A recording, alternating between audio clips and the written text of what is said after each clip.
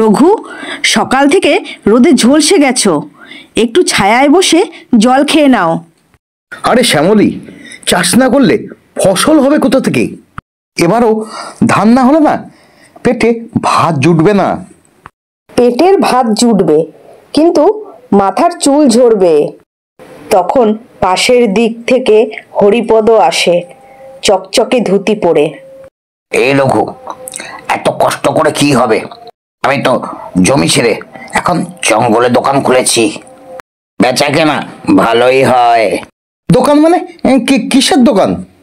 জঙ্গলের ফল, পাতা, আট সবই বেচি আমি। বনদেবীও চেনা হয়ে গেছে। বনদেবী? বনদেবী মানে কে? কে সে? বনদেবী আবার কে? বনদেবী মানে ওই দেবী আর কি, দেবী যে বন রক্ষা করে, সেরকম একটা আত্মা আর কি। আমি রোজ তেল আর মিষ্টি দিই, সেও আমার দোকানে খদ্দার পাঠায়। ও, দেবীও তাহলে ব্যবসা করে এখন? হাসিস না রঘু, দেবী রাগ করলে না তোর ফসল খেয়ে নেবে বন্যায়। দেবী যদি সত্যিই হন, তবে তিনি সৎ লোককেই সাহায্য করবেন। ঠিকই বলেছ, মন পরিষ্কার রাখলেই দেবী সন্তুষ্ট হন। হরিপদ রাগে গজগজ করতে করতে বেরিয়ে যায়। রঘু একদিন জঙ্গলে কাঠ কাটতে যায়। চারপাশে পাখির ডাক, হালকা কুয়াশা। হঠাৎ বাতাস বইতে শুরু করে। হাই হরি, তুমি কে? ভয় পাস না রঘু, আমি বনদেবী। দেবী? আমি তো ভুলবশত এখানে এসেছি, কোনো অপরাধ করিনি। জানি তুই সৎ ও পরিশ্রমী মানুষ, তাই আজ তোর পরীক্ষা নেব।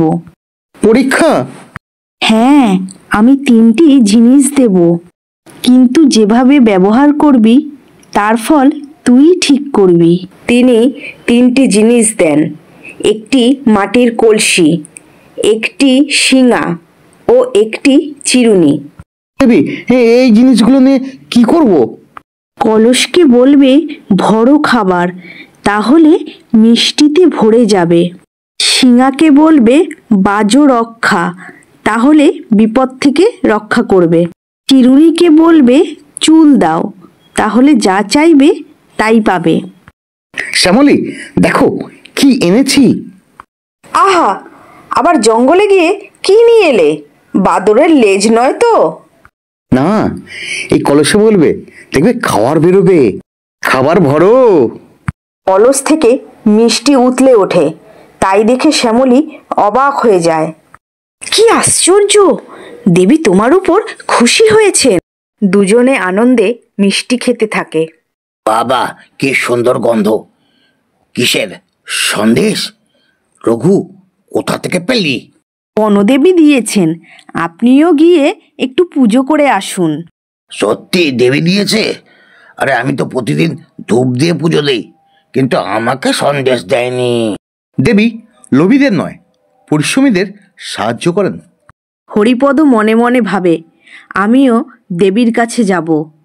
হরিপদ জঙ্গলে যায়, ঠিক রঘুর মতো দেবী ডাকে। এই বনদেবী, আমাকেও ধন দাও, সোনা দাও। হরিপদ, তোমার শুধু লোভ আছে, তুমি সৎ কাজ করতে পারো না। আমি দেবী সোনা চাই, আমার না গরিবী সহ্য হয় না। ঠিক আছে, তুই যা চাইবি তাই পাবি, কিন্তু সাবধান, কথা যেন মেপে বলো। তাহলে বলছি, আমার ঘর ভর্তি সোনা চাই। তার ঘর ভরে যায়, কিন্তু মুরগির সোনালি পালকে।